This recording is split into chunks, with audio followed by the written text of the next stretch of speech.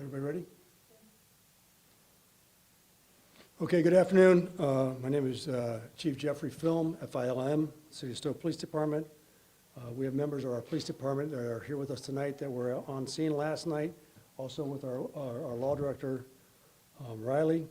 If you have any questions, we will ask that you ask those at the end of this statement.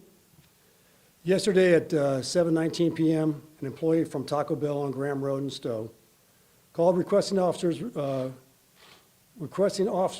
to respond to their location at the request of a female who was in a drive-thru line reporting that her car had just been struck by the vehicle behind her. Officers were dispatched to respond to a private property crash.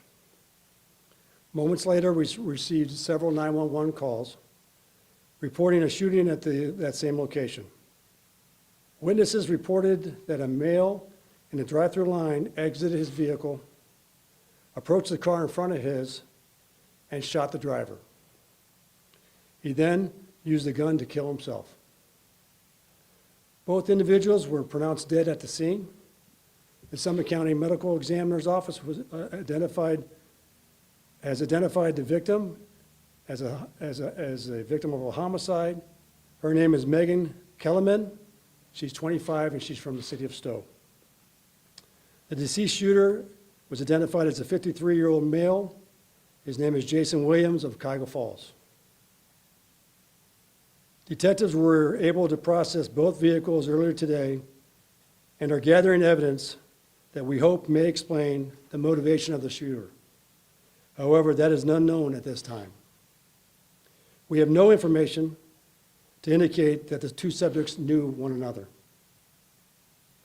Witnesses told detectives that Williams began blowing his horn on his vehicle at Miss Kellerman when she pulled in front of him in the drive-thru line, entering the drive-thru line, Williams then struck the rear of her vehicle with his car.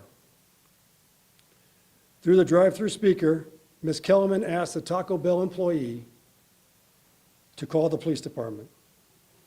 Moments later, Williams exited his vehicle and shot Miss Kellerman and then took his own life.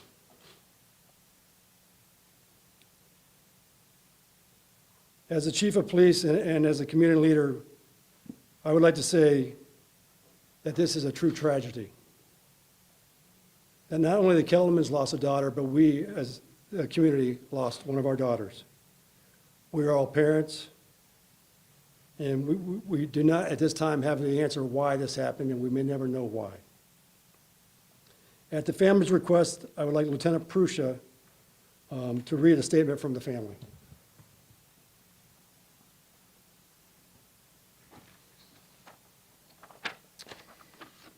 In light of recent events, our family is enduring an immensely painful loss of Megan Elizabeth Kellerman. We kindly ask for the media and the public's understanding for our privacy during this difficult time.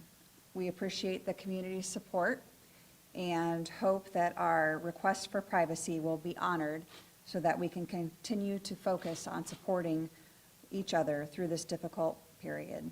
Sincerely, the Kellerman family.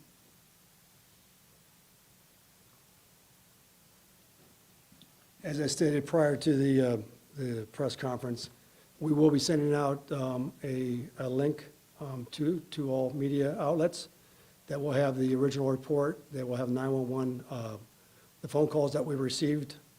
We'll have two videos from body cameras from the two first responding officers, and a copy of the photos of both the victim and the suspect, along with a copy of the statement from the medical examiners.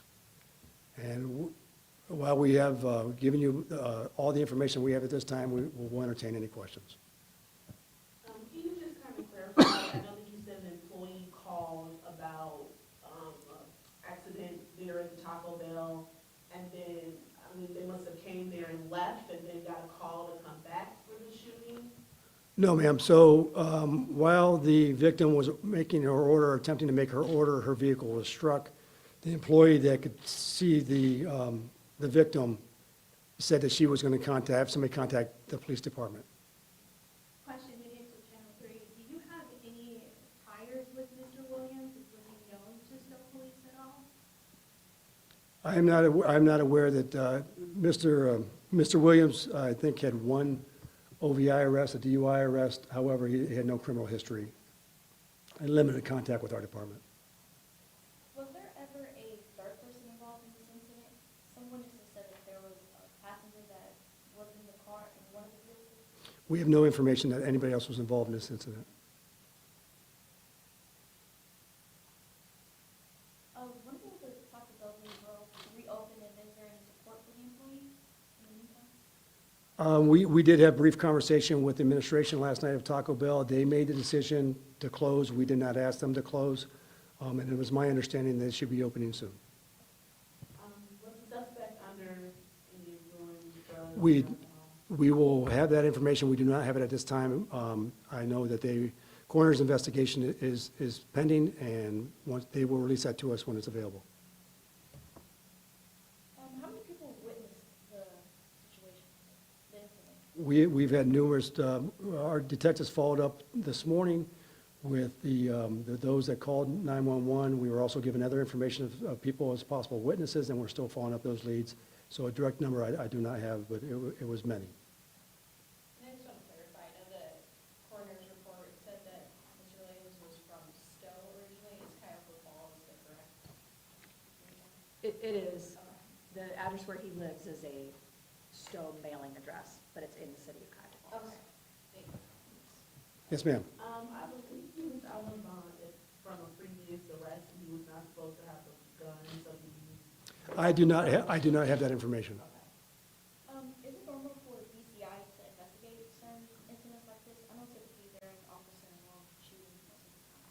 Yes, that's a great question. And in a situation like this where we have a homicide, we do not have that many homicides. And in a situation like this, we want to do the best job that we possibly can. And with their added resources, I think, in processing crime, I think that brings and will help us, make the determination of how this happened. And anytime that, yes, if we have an officer-involved shooting or a major crime, we contact BCI for their assistance in processing the crime scenes.